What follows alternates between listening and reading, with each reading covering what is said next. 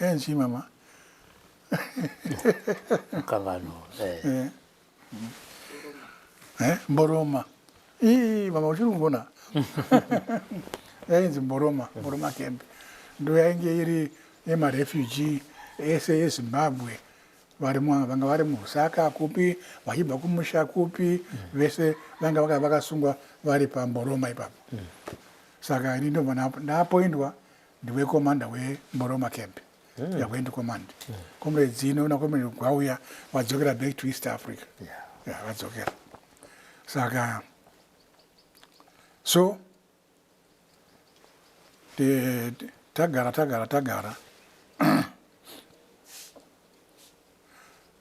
isu takazoti akomana muno muZambia hatina ukama nevanhu veZambia havatide I think vanhu kwavo vari nani Mozambique isusu hatidzokerei patakati chiopaleta mazuva ese aya taatiri kuMozambique honai magariro atiri kuita muno muZambia nokuti maZambians havatide saka ndikati alright ndichatungamirira everybody munditevere mafambiro atiri kuita ndokufamba vachiridza kuti maZambians vachiridza ndokufamba think about 5 kilometers tawana panenge pakati nakei tikati akomana atimbokembai panapa saka nhamu yatakazowana yanga yava nhamu yechikafu where do we get food and tatakawanda over 1,000 marecruit matrenado nepovo tese tatakangosangana ipapo right saka tozotuma vanhu kuti kune kembi iya kwatabva kuya vatipe chikafu saka topiwa chikafu tichidzokera saka one day ndo pamasoja aJames Chikerema anga aripo patraining ipapo ndo vakabata vanhu vedu vanga vaenda ikoko kunotora chikafu vavasungu. What some of us are fighting for is to see that this oppressive system is crushed. We don't care whether I don't even care whether I would be part of the top echelon in the room. I'm not worried, but I'm dying to see a change that in the system. That's all. Taigara mumako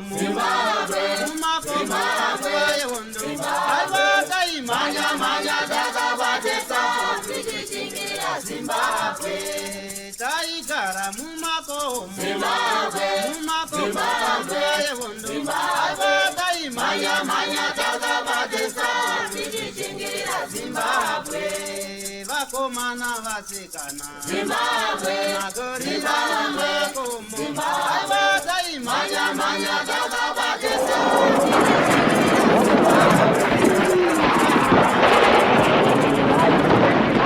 Thank you for tuning into Zim News Beat TV. Thank you for tuning into Zim News Beat TV with Robert Tapfumani.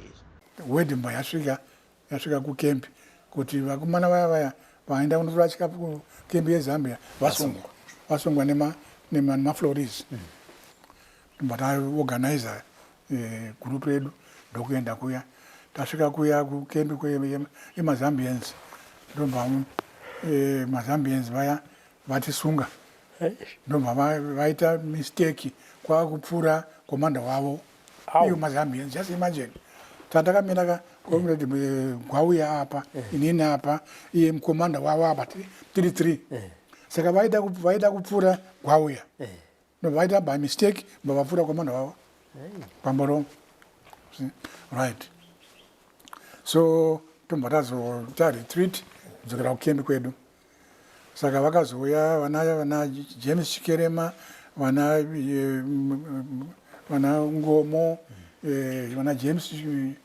Nyandoro nevamwe vakwaya vachizotizwa kuti chii chakachitika what happened saka ndomba tanoviga vamwe vedu kune imwe taundi pane taundi yanga iri padhuze ndomba kunovaviga kwafa macomrades 14 ende pa14 ipapo paive nemukadzi ainzi ani first commander wemadzimai Tsitsi comrade Tsitsi saka akapfurwa ipapo nemamwe macomrades 13 saka tumbatanowaviga mutaundi mbatadzoka right saka yazosvika nyaya kutanzania kuti ndo zvaitika muzambia izvi kembi yemoroma ndo zvaitika saka vakazoti zambia release vanhu ava vanhu ngavadzokere back kumozambique saka anobva tatakurwa back to mozambique tonosvika kumakembi edu emumozambique right saka tava mumozambique I was appointed commander wechibavava pane kembi yainzi chibavava kembi right saka kembi iyoyo yaitungamirirwa nemufurelimo ainzi ndakuchiva zita rake mbijana Matsinye ainzi Matsinye ndiye anga ari komanda wekembi yese iyi asi iye ari Frelimo pasina komanda wezanla saka inini I was then appointed kuti comrade Devi tisina komanda saka imimi chita take over vana Matsinye vobuda vodzokera kukembi kwavo vadzokera vana Matsinye ndasara ndaita komanda ndiri komanda ipapo deputy wangu anga ari Teurai Ropa munomuziva former president vice president Teurai na Mark Dube akazoshaya anga ari mundevere kumati south uko ndio anga ari madeputy angu ini ndiri komanda pachibavava right saka tadaro ndakazonokumbira kuna comrade Dzino ndiye anga ari komisa comrade Dzino ini ndaida kugadzira chikoro kufoma chikoro chekufundisa zvematongerwo enyika kuchina. I can give you an example. Kuchina vakaita hondo nemajapan asi na 1921 vachiita hondo nemajapan vakarwa kuzosvikira 1922 machina vakazovaka chikoro chainzi Whampoa kuchina kwavo ikoko Whampoa College Political Law College saka ndini ndakachifoma chikoro ichocho kana even ukaenda muHarare pane Chitepo College munoiziva patakaifoma yanga iri Whampoa asi nekufamba kwenguva yakazochinjwa yakakunzi Chitepo right saka comrades Dzino ndafunga kuti tiite zvakaita machina tiitewo college yatinofundisa zvematongerwo enyika vanhu vedu vazive chatiri kurwira vazive mafambiro azvo comrades Dzino akati itsoke comrade Rex Nongo ndiye anga ari komanda akati itsoke saka ndobva ndafoma chikoro cheWhampoa yaindaiti Whampoa College kukopa yekuchina saka ndakachirana chikoro ichi paChimoyo. I was the founding director of Whampoa College at Chimoyo. Right. Saka then in 1976 varungu marudisians vakauya kuzoataka Nyadzonya camp. It's one of the popular camps by Nyadzonya. Saka vaita attack Nyadzonya camp. Pana umwe comrade angari a big officer angari we logistics and supplies as comrade Dani andakanyora papa okay chatarira right saka akapfurwa pa Ruya river achida kucross nevarungu vaya vauya kuNyadzonya vaya ndo akamupfura achimbva afira ipapo saka ini ndakazopuwa chigaro chacho cheuyu anga anhanganikira anga apfurwawo was then appointed the director we logistics transport and supplies pachimoyo right saka this was in August 76 then muna September, was it September? Yeah. Kwakazoitwa Geneva Conference. The Geneva Conference yaida vanhu vezanu vanhu vezapu nema-americans nema-british netanzania nemozambique kugeneva for discussion manegotiation ekuti toita sei nenyaya yerudhizha nyaya yehondo yerudhizha saka isusu semakomanda ezanla vatungamiriri vedu member dzeCentral Committee member dzeHigh Command vakasungwa vari kuZambia. Isu tikati tiri majunior officers vakuru vedu ndo vamakasungwa kuti tiende kuGeneva conference pasina vakuru vedu it doesn't make sense. Isusu tiri kuti Geneva conference fine but sunungurai vakuru vedu vaende kuGeneva kwete isusu we are junior commanders. Saka vakaita negotiate zvikatora nguva then vakazopedzera vavareleasa after vareleaswa still vakati vakuru venyu tavatambira tavaona vauya kuGeneva asi imi huyai futi mima kumajunior commanders huyai conference ikoko tikati tinouya kuzoitei vakuru vedu vanotungamirira musangano wedu ndo vamwe navavo isusu hatikodzere kunge tiriko so we refuse to go to Geneva on those grounds zokuti what purpose vakuru vedu vamunoita negotiate navo ndo vamwe navo isusu what for vakuru vedu tikavataurira vana comrade Tongo nevamwe macomrade zvokuti tese tisumuke masenior commander majunior commander tiende kuGeneva hazvina chazvinoburitsa isusu what we want imimi chiendai kuGeneva kwacho isu tosara tichirova varungu tosara tichirova varungu imi muchitaura uko saka nevakuru vedu tawirirana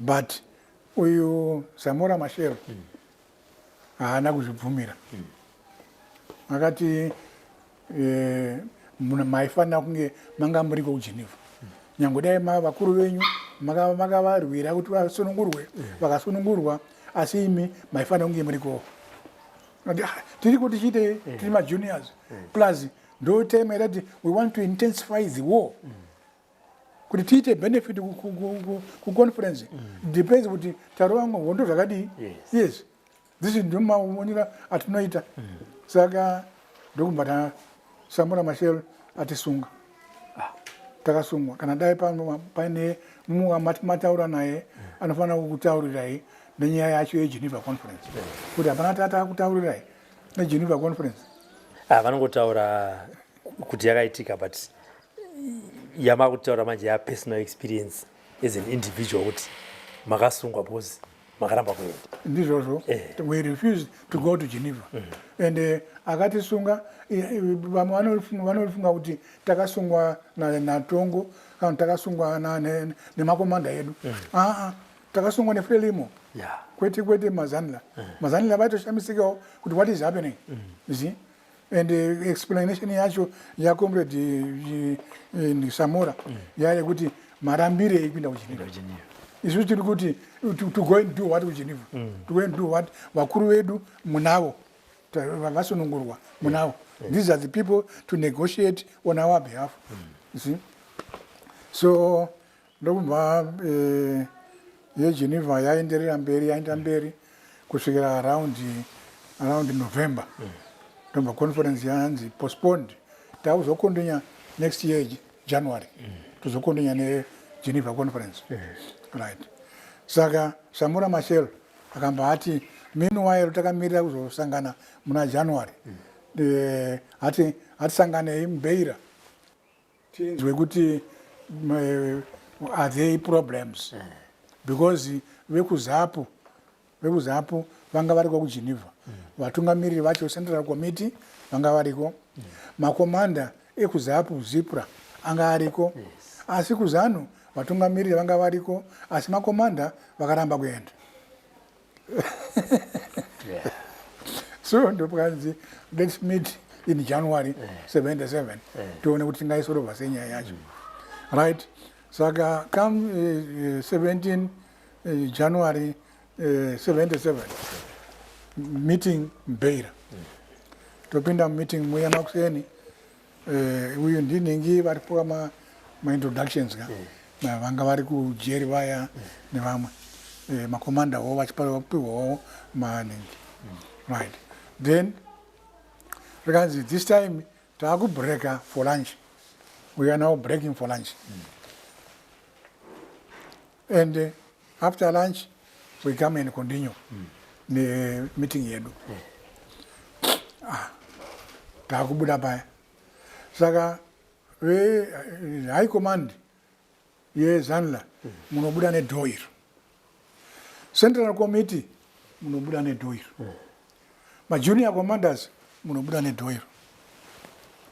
Kubuda kwenda kulanchi tozonzonga saka kunze iko kuya Frelimo yanga ya deploya ma security guards uchingobuda wasungwa uchingoti buda chete wasungwa vachikandwa mota yavo chikandwa mota saka vakasungwa apa ndi makomanda vanga vari in charge vakuru vari kujeri saka vanzi imimi vakuru venyu takazovaburitsa demand yenyu but still makaramba futi kukondinya kuenda mugeneva ndosaka takusungai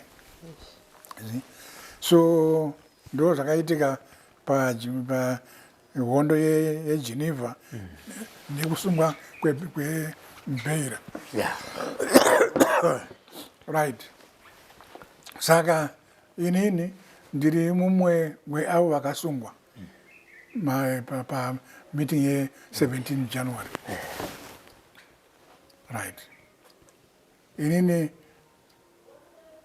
ndakasungwa ndichinzi ngauri member ye high command vekuzipura kuzapu vanga vari macentral committee variko ma high command vanga variko koimimi maramba kuenda uko why what is your explanation that is also typing out 2 reasons. One, to intensify the war kukwidziridza hondo ndokuti varongo vatye kuona kuti taakurohwa so ndo reason yedu yatarambira kuenda and isusu tiri vadiki majunior commanders hatine kodzero yokunge tiri kumanegotiation ava zvokuti vezipura vakaenda vese central committee nehigh command ndizvavo izvo and after all vezipura vengi vezipura vacho hapana hondo yavairwa inoshamisira vairwa hondo kuti varongo vazobvuma kuti negotiation izanila tisu takarwa hondo kuti varongo vazobvuma kuti hatitaurirane ava vezipura ava vainguta zvisina basa hapana zvinoshamisira zvavakaita vezipura so Samora Machel ndiye akazotisunga vanotiisa ku island duze Tanzania neMozambique. That's where we were kept under prison and yanga iri more like dziva yanga iri like zvokuti haukwanisi kubuda saka one day tikambotraya inini nacomrade nemamwe 2 macomrades kuti titraya kubuda kutiza tiende back kune vamwe vedu vari kuhondo mbatabatwa mbata tadzorerwa pakare kuzosvikira until hondo yapera takasungwa musi I think it was 19 January 19 December ndo pakauya helicopter ikatitakura kunotisiya muHarare 1980 ikatisiya muHarare so ndingati ndo mafambiro azvakaita. Zita rekuti David Tondlana rakamotivetiwa nei? Rakadi? Rekuti David Tondlana. Makaripiwa, makaritsvaga mega, makaita sei? Aiwa, zvavaita vainge vaine list yemazita. Okay. List. Saka tonzi line up right? Woverenga David Odana, iwe from today onwards, wa David. Next one, next one. Taita mazita ekupiwa. Taipiwa ne makuru. Commissariat. Pane incident yamusina kutaura nezvayo ndawanzwa mataura neachitepo yemuZambia. Imimi ndimakabva kuZAPU nana Nhari nana Badza nana Tongo. Tongo? Na Nongo. So, Kanongo. Okay. What happened kunana Nhari later on in Zambia? Okay. Ne Nhari akazouraiwa akapfurwa nevakuru veZANU because zvaanga akuita kufrandi anga akuronga zvisina tsarukano zvisingasimudzire musangano. Thomas Nhari ndakagara naye inini tisati tichienda kuRussia tatiri tese tichienda Bulgaria tatiri tese ndinomuziva kuti anga ari munhu anga aine chido chekuti tisunungure Zimbabwe. Anga asina zveregionalism asi vamwe vanomufunga kuti ndiye akakonzera kupfurwa kwevakomana muMozambique. Iye Thomas Nhari naDakarai Badza ndovainzi marebels vapandukira musangano. Saka kupfurirwa nyaya yekunzi vapanduka havachateedzeri instructions kubva kuvakuru. Ndo yanga iri accusation yacho. Inini apo ndandiri kumugagao. Ndanga ndaa instructor. Okay. So ndanga ndiriko kabanga ndakato pararawo. Ande pa recruitment yeWambuwa. Ma students aiuya ndanani ende maiva recruiter. Okay.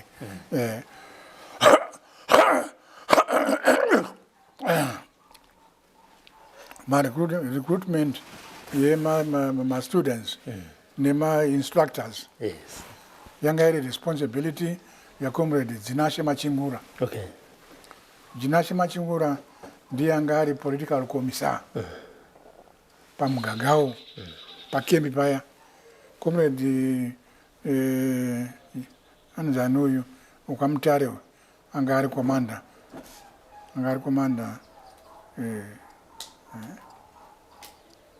Right. Kenneth Gwindingwi. Okay. Akazofira kwamutare.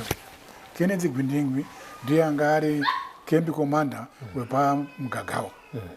Uyo Dzinashe Machingura dzino ndiye anga ari deputy ari political commissar. Yeah. Saka ini ndakazenge ndava pamugagao pacho as an instructor. But ma positions makuru anga atorwa kudhara nevamwe. Saka recognizing kuti comrade dzino ndiye main political commissar weZanla. Kati ndiye ane responsibility yekuchuza ma recruits achauya kuWambuwa. Okay. Achabatsirana futi nevamwe kuchuza ma instructors, assistant instructors. Because inini ndiri founding director weWambuwa.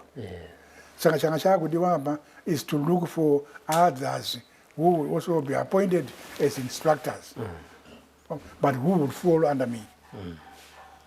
And then Comrade Zino was my senior, but ndiye anga ine overall authority yekuappointa my instructors, including my recruits, achitarira capability kuti anokwanisa here, and so forth and so forth.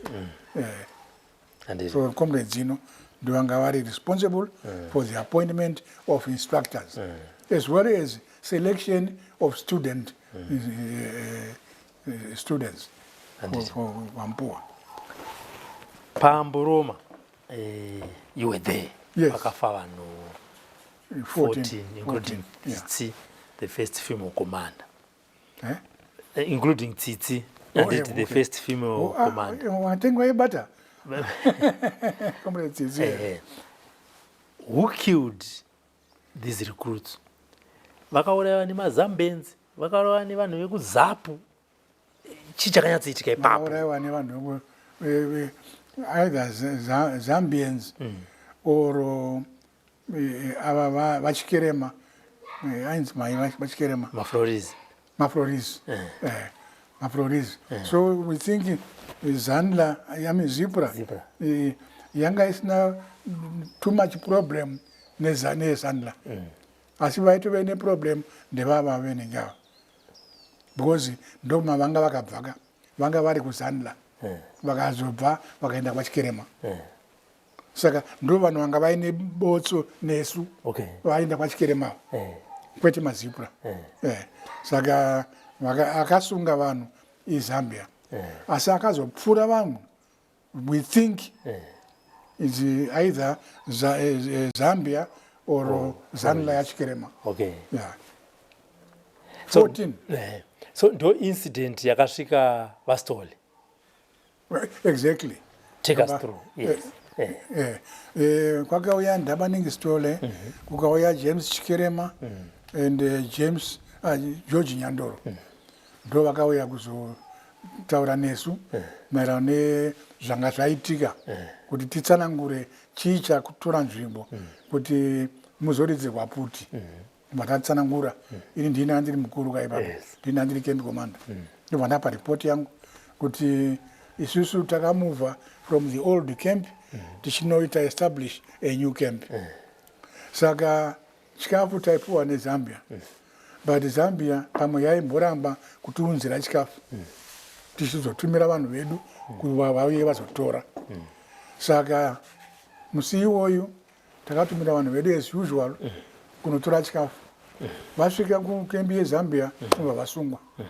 Isusu ndobva taorganizer kuti akomana hande tinosunungura vamwe vedu vasungwako. Tasvika ndobva katanga kuridzwa puti neZambia. Saka vakapfura vanhu ava. It's not Floris, it's not Zipra, it is Zambians. Because commander wemazambians takamira naye tiri two inini na Webster Gwauya nekomanda wavo. Komanda wavo achimbapfurwa, but isusu tiri two we were not hatina kupfurwa. Okay. So it's difficult to explain. Kuti vaipfura komanda wavo. I think it was by mistake. Yeah. Vaida kupfura either Gwauya or inini. It's by mistake vapfura komanda wavo. Mazambians. So ndo pari kunzi here Vastole vakauya vakazoramba kuenda unoona mabodies emacomrades angafa. Vastole vakataurirwa kuti ndo zvaitika izvo. Yes. Right. Saka taikumbirawo kuti ndiye chairman wedu vauye vatibatsire president.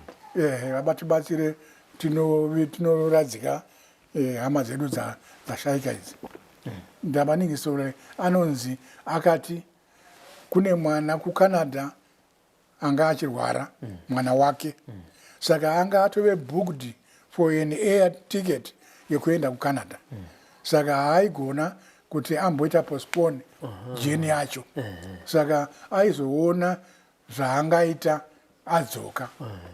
Asi vanhu vakagumbuka kuti shuwa president vanhu vako vapfurwa neva enemies. Wovasiya vari mumochari uchienda kuCanada kunoona mwana wako ari kurwara. Doesn't make sense.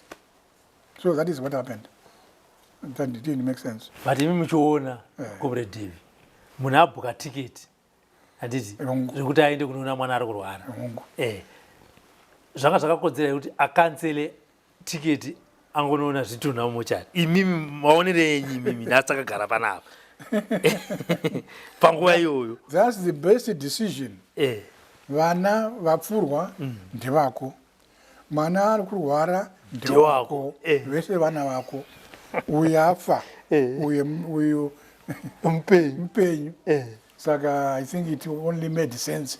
Dai akabvuma kuuya kuzove pamwe chete nemakomanda tichiviga vamwe vanga vapfurwawo kwete kuenda kucanada aikanzira ake tiketi wozokwira imwe ndege after mangwana some other day exactly saka zvinoratidza kusava nechido nevanhu vacho kusava nechido saka zvokuti nemuwo pakatanga kuzonzi pasina story mama matoti pasinayo everybody it was hayi hatina everybody tana comrade Devi aiwa of course takamudenounza takamudenounza kuti it's not worth a leader see I don't prefer to ignore vana because vana vake veseka uyo ari kurwara nevava vafa vese ndevako but ava varikuda kuvigwa vanongoda just your presence for just a few hours zvotopera saka no it was unfair andidi it was unfair tichitarisa pa manga muri munhu wokusungwa makasungwa muri mwana wechikoro muri kwaMutare makazosungwa nevamwe venyu madzoka kuBulgaria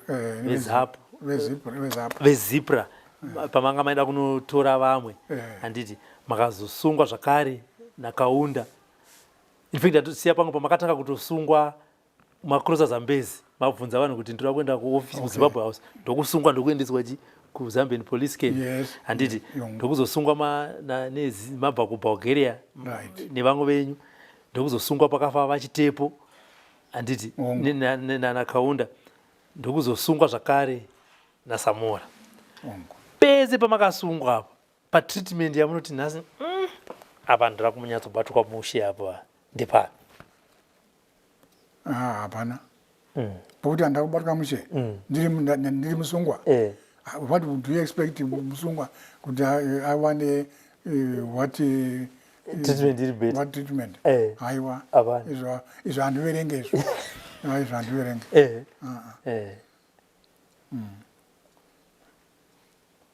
saka yese yanga ine kuti treatment yeprisoner of war exactly and but as we see today pamungati mimi you could have lost your life dai musina kuona an independent Zimbabwe. Which incident was that? Okay, could I would have lost my life. Okay, ndambotaura which one?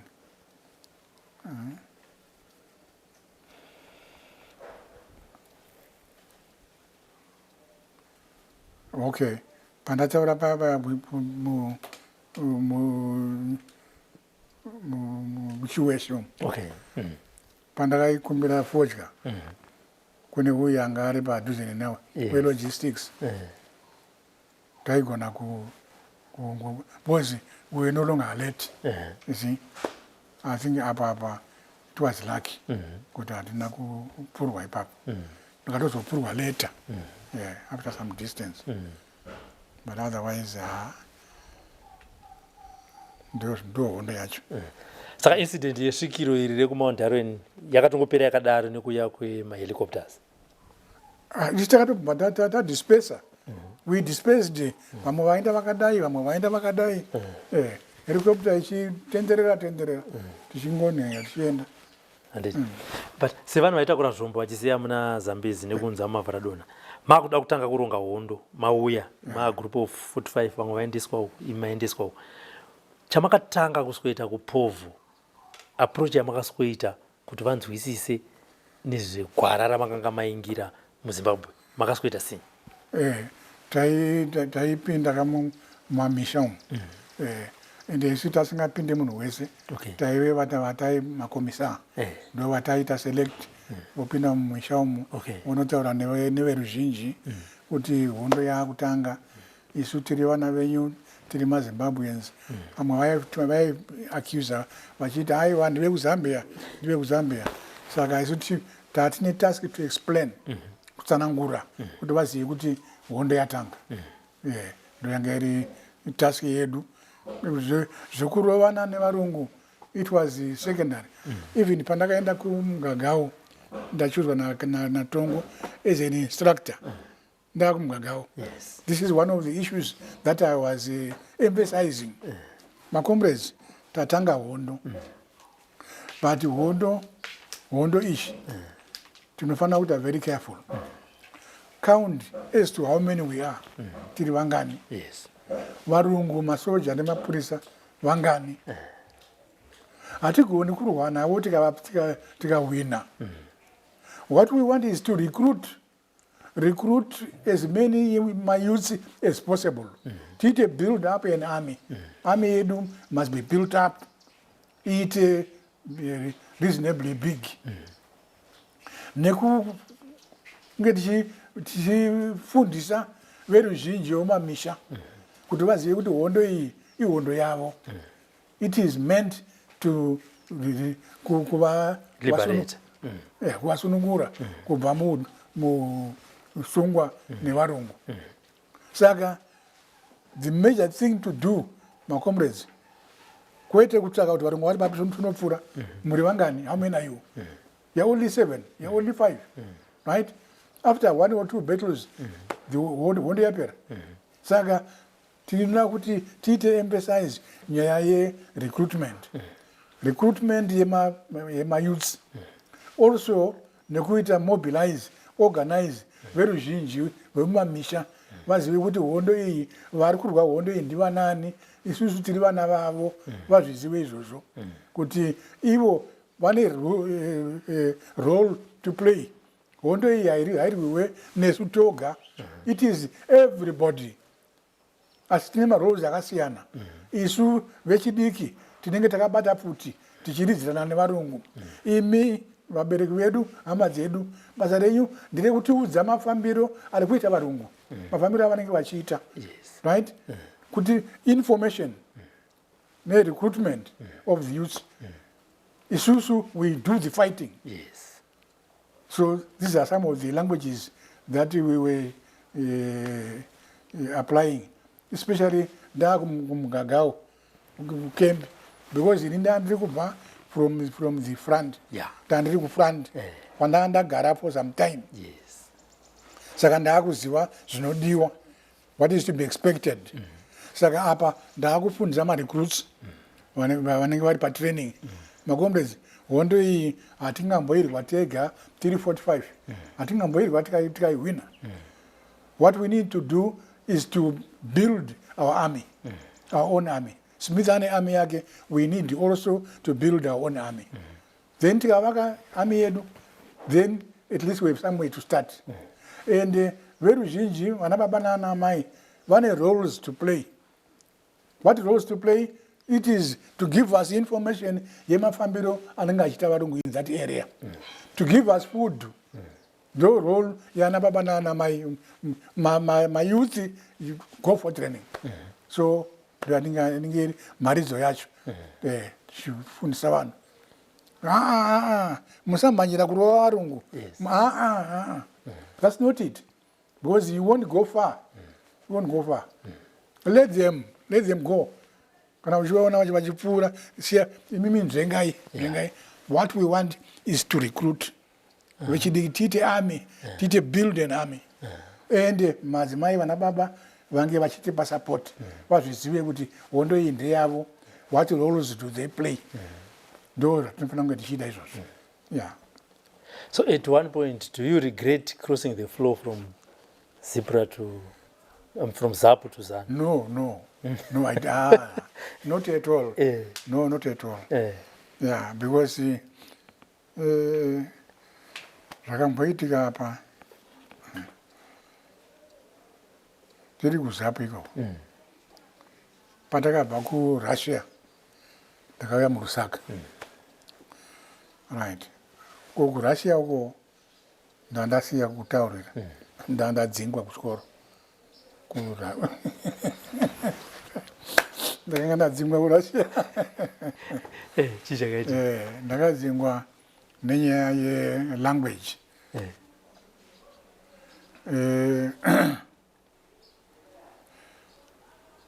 Takaenda kunzvimbo dzakawanda tichifundiswa nemaRussia. Saka pana president wavo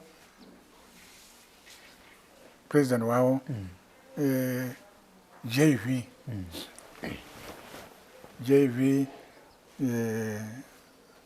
kwete inini handi JV wa president okurashi ainzani JV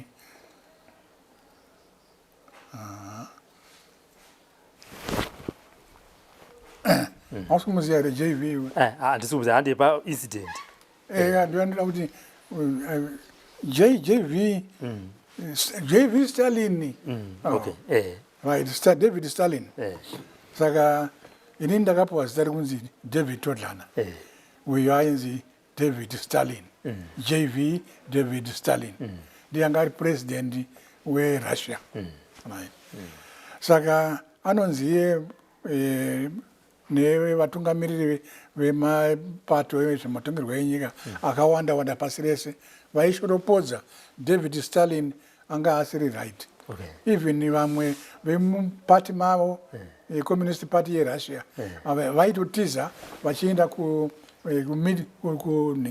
vachienda kuwestern countries vachitiza David Stalin so including maChina vanga vasina good relationship nana Stalin naDavid Stalin saka vazhinji vaimushoropodza now inini ndichitaura nemuRussian ninye these experiences iye manje hazvina kumuitira mushe because ndipresident wake wandiri kushoropodza saka akanoripota kuvakuru vake kuti comrade Devi ndo zvavanenge vachitaura vachishoropodza the rule yaDavid Stalin saka then I was told by pack your bags and by tomorrow you are leaving for Lusaka because ndasoropodza mutungamiriri wavo David Stalin right saka ndadzoka ndakasvikogara kukembi muRusaka kembi yezipra asi yange yakasangana mazipra vekuSouth Africa mukondo wesizwe vange vagara pamudzi vanhu vamwe chete saka inini ndaizenge ndichinyora maideas angu maonero angu nezverevolution ndichiacusa vatungamiriri vari muZAPU kuti vanoapoinda macommanders vanoapoinda maleaders echindevere kana usiri mundevere hauna chance yokuwana position muZipra kana muZAPU ndichinyora mafungiro angu saka shoko rakazosvika kuvakuru muRusaka kuti comrade Devi ndozvavari kuita vari kushoropodza utungamiriri hweZAPU kuti pane regionalism and vachitungamiriri vachikusoropodza also utungamiriri hweRussia saka ndobva ndadedzwa kuRusaka ndasvika muRusaka ndobva mamwe James Shikerema mamwe George Nyandoro mamwe Akim Ndlovu mamwe anonzi uyu ukwamutare uyu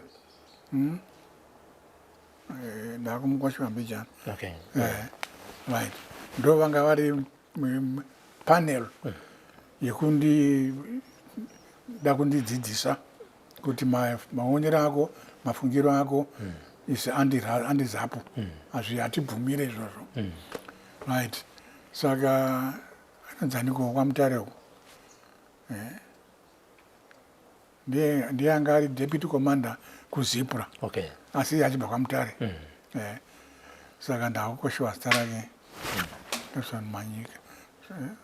Robson Manyika ndiye angari number 2 mukuru saka after taita meeting yedu vandiratidza kusafara kwavo maererano nezvandanga ndichiita mumakembi pandanga ndichitaura imwe kuti problem ndiye kuti hatina unity within ZAPU and vari kukonzera kuti tishayiwe unity most of them mandevere right vanoprefer kuapoinda kana uri mundevere kana uri mushona hauna chance right saka all that hazvina kuvaitira mushe saka ndobva ndatongwa paya muofisi ndobva ndapiwa warning nachirema kuti comrade Devi matauriro amuri kuita mafungiro amuri kuita dzasi andizapo we don't allow that right. Saka uyu Robson Manyika ndiye anga ari number 2 commander wami aibva kwamu kumanika land I think he's late now akandirova zvisingaite okay yeah akandirova zvisingaite achida kutorova zvakaipisisa achidemonstrata kune vanhu vese kuti honai zvandinoita yeah see what I can do if anything goes wrong aida kutozviratidza kuvanhu kuti inini handifevhe mazezuru like what the others do ndifevha mandevere inini mazezuru or whatever ndinorova ende ndakarova sure ndikaona nhamo yeah ndi Robson Manyika is late now ndiyanga ari number 2 ndiyanga ari deputy kuarmy kuzipra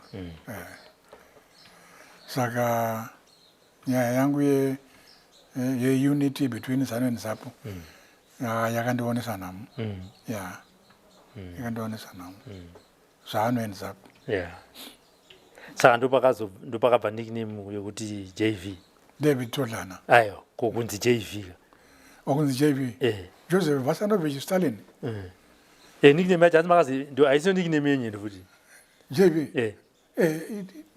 ndi JV ka Vasanovich Stalin andosati hamuna kuzoripiwa here senickname ndakaripiwa vazhinji vanotondedza kuti JV kasati rakabva papi pa rakabva pakundururani ko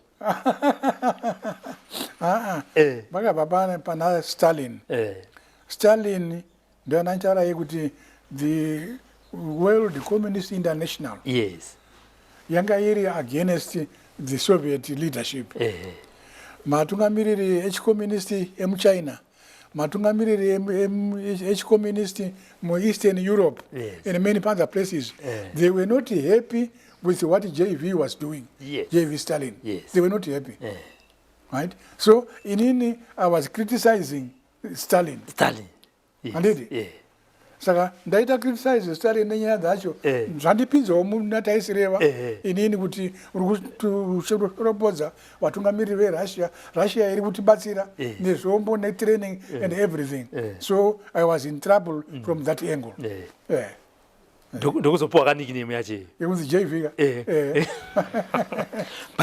JV Stalin but Joseph Vasanovich Stalin but murume ari kutaura nayo Crispin akadzingwa pachikoro nenyaya yekukriticiza utongi hwaSmith akadzingwa ari mwana wechikoro akadzingwa kuteaching nenyaya yekukriticiza utongi hwaSmith akadzingwa kuchikoro kuRussia nenyaya yekukriticiza utongi hwaStalin vakanetsana kuZAPU nenyaya yekukriticiza utungamiriri leadership yeZAPU saka muri makaita sei murume ari right uyu ndiye murume ari right because I'll be criticizing the wrong things saka kana handatotosiya pamwe pekukriticiza commander weZANLA Tongo kuti Comrade Tongo, you want to sacrifice us. Okay. That's true. That's true. No, but I tried to stand my ground. Yes. She criticized her, but then she wanna pasiri right. Because vamwe vanoshaka kutaura. Vamwe vanotya. Vanozoona kuti this is wrong with. Yes. But kuti azvitaure anotowaya. Ini ndikuti Comrade Tongo ndivo commander weZANLA, the whole ZANLA, the whole country. Ndikuti comrade commander. Andatosiya pamwe pakapo kuti peku Mboroma. Handiti you led thousands of people kuti let's move away from Zambia into Mozambique. Exactly. This was wrong. Right. I would stand my ground. If I see something is wrong, I speak my word. handitye kuti because ndicommander. Kana vana comrade Dzino, he was my commander. Dzino at first tiri kuzipra, he was my junior. Inini I was the political commissar. Iye hangari security. Okay. Tiri kuzipra. Angari my junior. Takazo azoita commander kwandiri tamu kuzanila. Paya patakasungwa paya Mbeira. Saka did it one point also had a confrontation na Samora kana ni government yake? Tasina chance. Tisina mukana wacho wokuti unovaita accuse papi, unovawanyira papi. No, hatina mbaona that opportunity. But vekuzanu vanotitora as vanhu vakapanduka. Isusu manje tinonzi vanhu vakapanduka. Vachireva kuti pamakanzi sei musina kuenda kuGeneva. Handei kuGeneva mukaramba. That means hamusi vanhu kwavo. Hamuteerere utungamiri. Iyo nyaya iyoyo yekuramba kuenda kuGeneva ndiyo yakakonzera everything.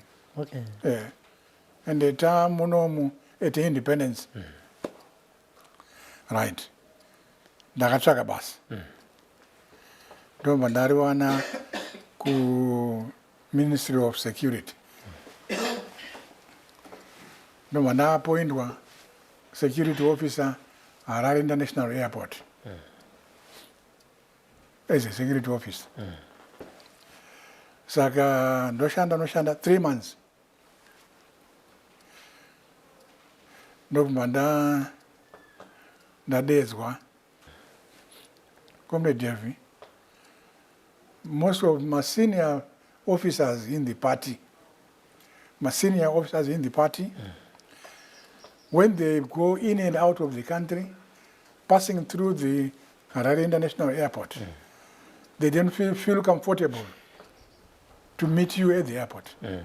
Comrade Devi, most of the senior commanders, Beku Army, my senior officers, Beku Party, they don't feel comfortable to meet you at the airport. So I am going to talk to the Minister of Transport. But I'm going to deploy at another place, not Harare Airport. So I'm going to deploy. Right? So ndabva paHarare International Airport, ndobva ndazoenda kuParire Nyatwa. Ndakatodedzwa kuMinistry kuti Comrade Devi have been appointed a nurse at Parire Nyatwa kuSekuru Kagovi I unit. So ndokushanda pa that was 1983. 84, 5, 6, 7, 8, right. Then 1988, I qualified to enter university. Ndandiri kudzidza night school, ndichiita O-level night school, A-level night school. From I think it was 86, 87, 85, 86, 87. 88, ndibva ndakaenda kuUZ. 88 UZ, 89 UZ, 90 UZ. Then 91, Harare Polytech. You know Harare Polytech? Yes. Yeah.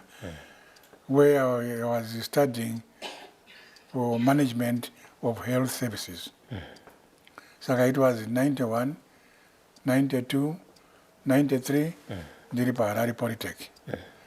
93 in September, I was appointed to come to concession as a health services administrator. I had finished the training at Harare Hospital. Then ndiri paPari, I'm in that concession. Yeah. You see, I did not expose to most people as to what kind of a war veteran I was. I was keeping myself quiet most of the time. And even now? No. Then pa Hondo Eminda, 2000, the year 2000. That is when ndakaita reopen my mind that I must play my role. Izvi zvekuti kuhondo vakandikanya vakaita sei, zvakapera izvo.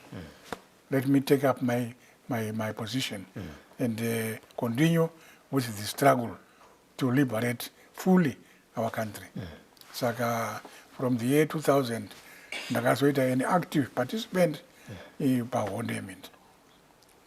Ndainge ndichibva kumba kuconcession uku ndichiuya mumaprazi, the whole of Mazowe, I was the overall in charge. Saka ndaiti ndichimuka kuseni ndichienda kuJambanje, vamwe vachimuka kuseni vachienda kubasa, vamwe kubasa ini kuJambanje, vamwe kubasa ini kuJambanje. So ndosaka chiona to look at the residents iri panapa. Handi vanganika vakaona zvakadai. It's because I was the overall in charge of Jambanja Mazowe. Yeah. And so I played my role. Handina kurasika, handina kupanduka, handina being quiet was because then she would try to make my direction. How do I go? But by 2000, that's when I then picked up my gun and say I must play my role. Yes. So why were the senior commanders and senior party of officers not happy with you being at the Harare International Airport? Sorry? Vanhu vekupati Okay. vanga vasiri happy to see you at the Harare International Airport. No, why? haana kutaura. Haana kutaura Kuti vanani? Not vanani, but why? The reason why they were not happy. Nyaya yekuchi yeunhingi conference yekubeira.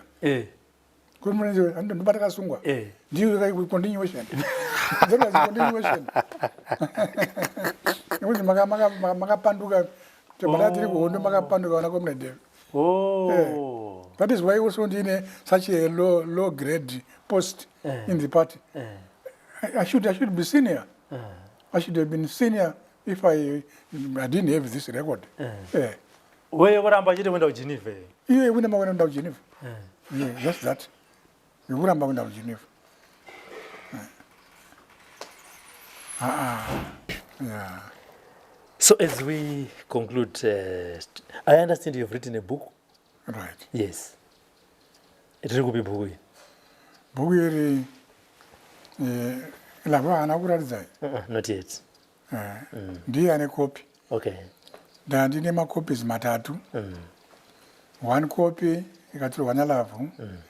Imwe copy ikatorwa nomwe lecturer wekuSwaziland. Okay. Lecturer wekuSwaziland akauya muno muZimbabwe. Asi is a Zimbabwean. Saka pavaienda kuningi kukembi kwakaridzwa poti naJohn Penzisau kunonzi kuAltena Farm. Saka vanga vakaorganize team yaienda kuAltena Farm kuti vanoona vachitora mapicture vachiita sei. So they passed it through here. So discuss. I showed him my book. He pleaded, please ndipe kuzorera. No number. We never saw him again. But saka bhuku iri harisi pamarket. No, asati. Warisati. Asati rapa market. But muda kuti rizoenda pamarket handiti. Later on. Kana ra perfect. Oh, ra perfect. Ra perfect. Oh, okay. Ndichiri kugadzira. Ndiri pachine zvakawanda. Oh, okay. Handiti. Asati ra ready for market. Kana title asati rana. It is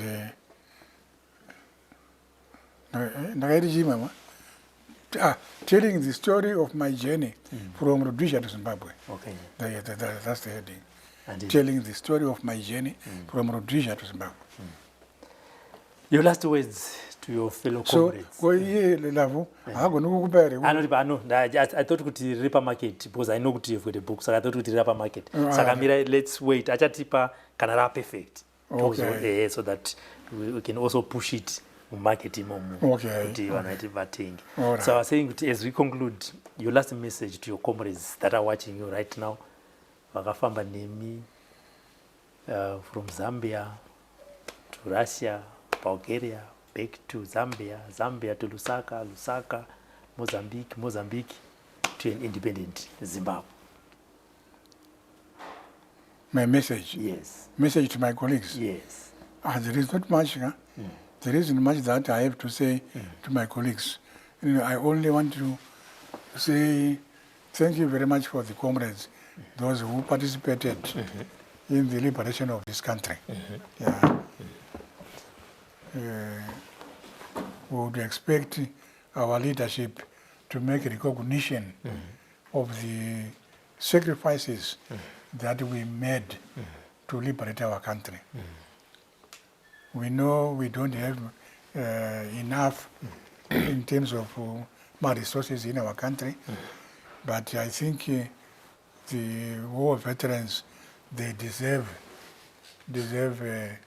recognition and also to be given more resources to lead a life very reasonable. You see? Because you will find quite a number of war veterans. One, they have no resources. One kutambura, one kutangira. So it is the responsibility of the party and our government to make sure that is corrected. Fine, vakatisira ministry ye-war veterans yamai mavunga, but kana vasina enough resources, there isn't much that she can do. There isn't much. So I'm only saying, I'm only adding my feeling, my word for those comrades who have been complaining kuti my war veterans had scored sufficient support from our government. Yeah, I support them. And you disappeared to Zambia. Musina kuti goodbye to your parents. Okay. When you came back, when was the first time you saw them and what was the reception?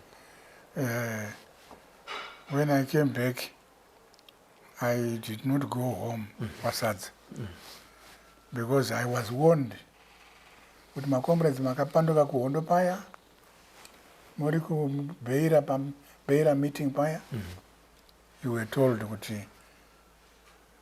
you refused to go to Geneva. Saka, the party is not comfortable to team up with you. Okay. You can do whatever you want, look for a job and do whatever. But the party could team up with you, we don't feel comfortable. That is, when we were mobilizing, organizing, they would not feel comfortable to have me as part of their team. Okay. Yeah. This is what they were doing. But as of now, those attitudes have changed. Okay. Yeah, they've drastically changed. Now people recognize I'm one of their senior commanders. Yeah, they recognize. Mashoko akanaka. Right. This is the story of the young man Crispin Tapfuma Matairi to Comrade David Todlana. Manzo wachi vakunzi Comrade Devi ninyaya dzikuve neushingi vakapedzisira vakunzi JV. If you're just joining us, this is the program The Forgotten Veterans, a program where we trace the footsteps of young men and women who sacrifice their youthful life to liberate Zimbabwe. Just rewind and watch again and hear it from the horse's mouth, his personal liberation war experience. From Concession, on behalf of our technical crew, we say bye-bye. Keep watching the program and share and tell others about it. So it's bye for now. Good.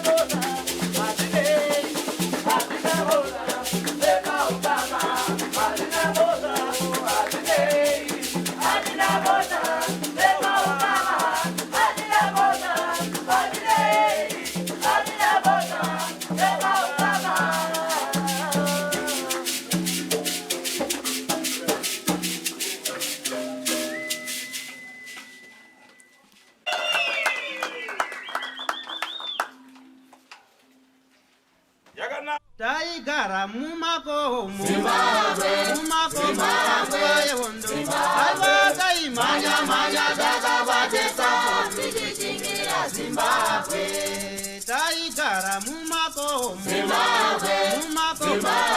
yewondo taimanya takabatesa tichingira Zimbabwe vakomana vasikana magorira mumakomo taimanya takabatesa